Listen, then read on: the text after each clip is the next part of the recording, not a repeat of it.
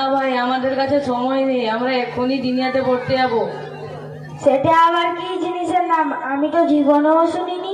বড় বড় ওলামাদের মাসওয়াতে দিনের মুনাজ্জাম মক্তব নামে পুরো দুনিয়ায় ছড়ে গেছে, যার মাধ্যমে দিনের অনেক কিছু শিখতে পারবে, যেমন কোরআন, হাদিস, আকাইদ, মাসাইল, দিনের তারবিয়াত ও ভাষা। তুমি যে এত বড় বড় ভাষণ দিলে, তুমি কি শিখেছো? এক বছরে আলহামদুলিল্লাহ অনেক কিছু শিখতে পেরেছি।